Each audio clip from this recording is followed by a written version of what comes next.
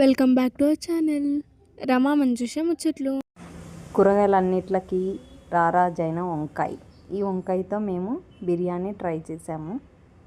Taste మాత్రం next level. అసలు వేడి వేడి వంకాయ బిర్యానీ చూశారు కదా. ఒక్కసారి తింటే అసలు చికెన్ కానీ మటన్ కానీ ఏమీ పనికిరాదండి, అంత టేస్ట్ ఉంది. ఎప్పుడు రొటీన్గా కర్రీ చేసుకునే బదులు ఒకసారి ఇలా ట్రై చేసి చూడండి మీరు కూడా. అసలు పీసెస్ కూడా బాగా మంచిగా కుక్ అయినాయి. లోపల మసాలా అంతా చాలా వేడి వేడిగా ఉంది. ఫుల్ టేస్ట్ అసలు మంచిగా ఉంది వంకాయ బిర్యానీ.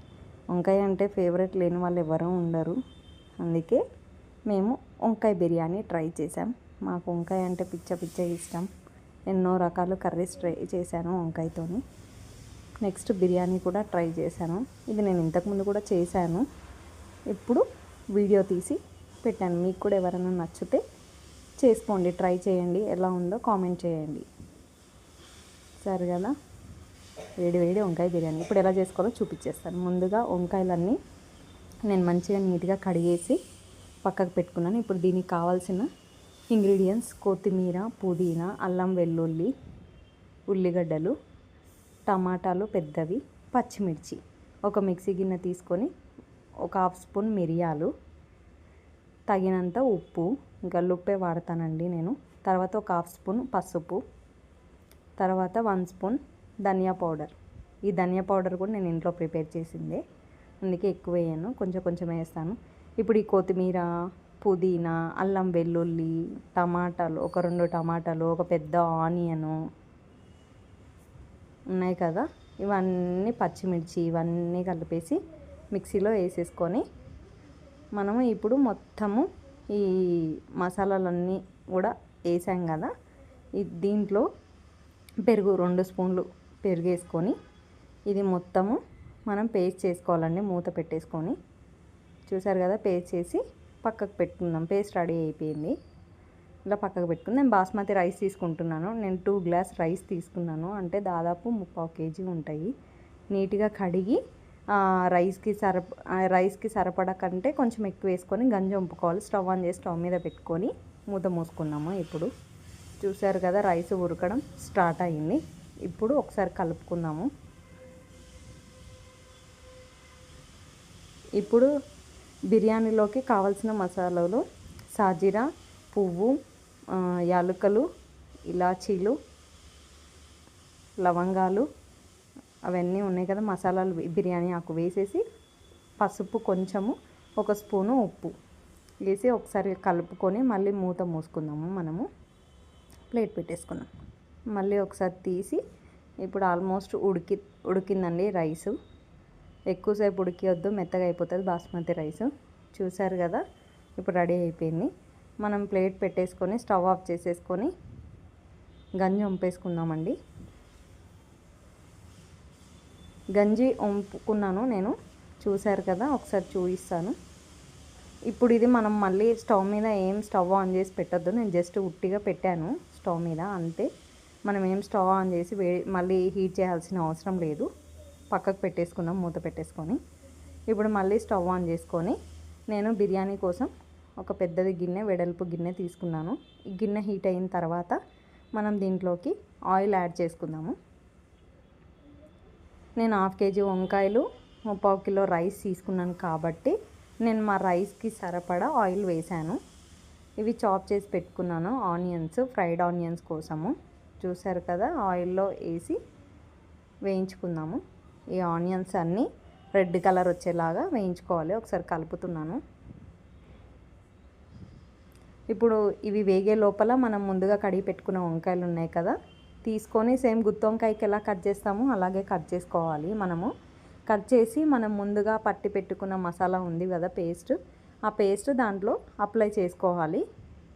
అప్పుడు వంకాయ ఏంటంటే, ఇప్పుడు మనం మళ్ళీ ఆయిల్లో వేసి ఫ్రై చేసేటప్పుడు వంకాయ చప్పగా లేకుండా ఈ బిర్యానీ మసాలా మొత్తం ఆ వంకాయ పట్టుకొని టేస్ట్ బాగుంటుంది. ఇలా అన్ని వంకాయలకి నింపేసుకోవాలి. నేను పురుగుందా లేదో కూడా చెక్ చేసుకుంటున్నాను ఒకసారి. మొత్తం ఆ మసాలా మొత్తం దాని లోపల పట్టేలాగా పెట్టుకున్నాను. ఇప్పుడు నెక్స్ట్ ఆ పక్కకు పెట్టేసుకున్న ఆనియన్స్ వేగుతున్నాయండి. కలర్ కూడా మెల్లమెల్లగా చేంజ్ అవుతున్నాయి. ఇప్పుడు కలర్ చేంజ్ అయిపోయినాయి. మనం ఇవన్నీ తీసేసి ఒక ప్లేట్లోకి వేసుకుందాము.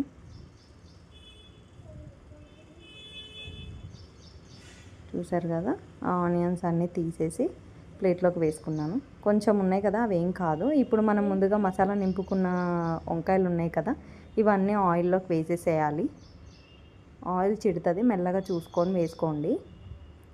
ఇప్పుడు వేసిన తర్వాత మనము ప్లేట్ మూసుకొని ఒక 2 మినిట్స్ ఉంచుకోవాలి. తర్వాత తీసేసి చూసారు కదా, వంకాయలకంతా ఆయిల్ అంతా పట్టేసి మసాలా అంతా లోపల కుక్ అవుతుంది. ఒకసారి కలుపుకున్నాము. తర్వాత మనం ముందుగా పట్టి పెట్టుకున్న మసాలా ఉంది కదా, అది మొత్తం ఆయిల్లోకి వేసేసేయాలి. ఇప్పుడు ఒకసారి కలుపుకోవాలి. మంచిగా కలుపుకోవాలి.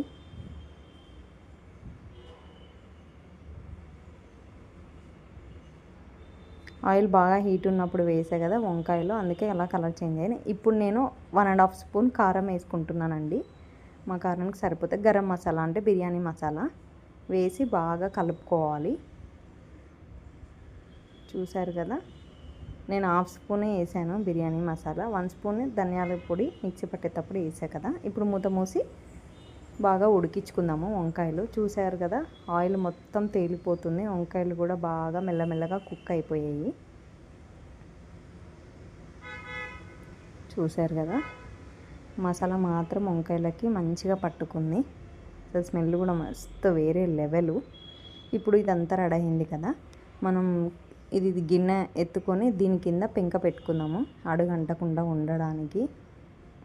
ఇట్లా బగారా రైస్ కానీ ఇలాంటి రైసెస్ చేసేటప్పుడు మనం ఇలా పెట్టుకుంటే అడుగంటదు. ఇప్పుడు మనం ముందుగా గంజి వంపుకున్న రైస్ ఉంది కదా, అది మొత్తం మెల్లమెల్లగా దీంట్లోకి వేసేసుకోవాలి. రైస్ మొత్తం మెల్లగా చుట్టూ ఇట్లా ఇట్లా లైన్గా ఇట్లా పరిచేసుకోవాలి. అలా సైడ్కి అనుకుంటూ ఆ మసాలా మొత్తం అప్పుడు అన్నానికి పట్టుకొని మంచిగా దమ్ అవుతుంది. ఆ అన్నం మొత్తం దాంట్లోకి వేసేసుకున్నాను నేను. ఇంకా మొత్తం చుట్టూ అనేసుకుంటున్నాను, సైడ్కి గ్యాప్ లేకోకుండా. ఇప్పుడు దీనికి నేను నెయ్యి యాడ్ చేస్తున్నాను. సేమ్ మన బిర్యానీకి ఎలా వేస్తాం అలాగే నెయ్యి, కొత్తిమీర, పుదీనా, నిమ్మరసము అన్నీ వేసుకోవాలి. ఫ్రైడ్ ఆనియన్స్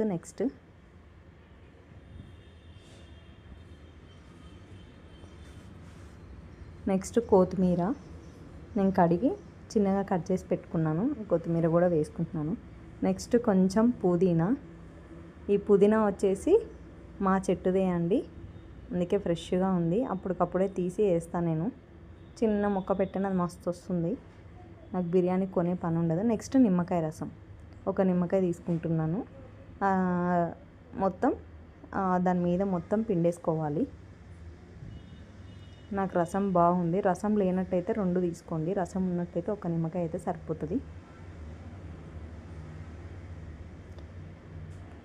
సరే కదా, లాస్ట్ 2 పుదీనా కొమ్మలు పెట్టాను చిన్నవి. ఇప్పుడు మూత మూసేసి దాని మీద ఒక రాయి పెట్టుకొని మంచిగా హై ఫ్లేమ్లోనే పెట్టి ఒక్క 5 మినిట్స్ అయితే చాలండి. వంకాయలే కాబట్టి ఆల్రెడీ మగ్గిపోయినాయి కాబట్టి ఇప్పుడు స్టవ్ ఆఫ్ చేసేస్తున్నాం. 5 మినిట్స్ అయిపోయింది. చూసారు కదా, వేడి వేడి నోరూరించి వంకాయ బిర్యానీ అసలు ఎంత బాగుందో. అసలు తింటే కానీ మళ్ళీ మళ్ళీ తినాలనిపిస్తుంది. అసలు ఇంట్లో నాన్ వెజ్ లేనప్పుడు బిర్యానీ తినాలి అని ఉన్నప్పుడు ఇలా వంకాయ బిర్యానీ ఒక్కసారి ట్రై చేసి చూడండి. నేను చాలా సింపుల్గా చేసేస్తాను. చూసారు కదా, కొంచెం ఆనియన్స్, పక్కన నిమ్మకాయ, మంచిగా వంకాయ ముక్కలు ఎంత బాగున్నాయో అసలు. పెట్టుకొని తింటే ఉంటుంది. అన్నీ మన ఇంట్లో ఉండే ఐటమ్సేనండి. రైస్ ఒకటి ఉంటే చాలు, వంకాయలు ఉంటే చాలు, అప్పటికప్పటికి ఈజీ వేలో చేసేసుకోవచ్చు.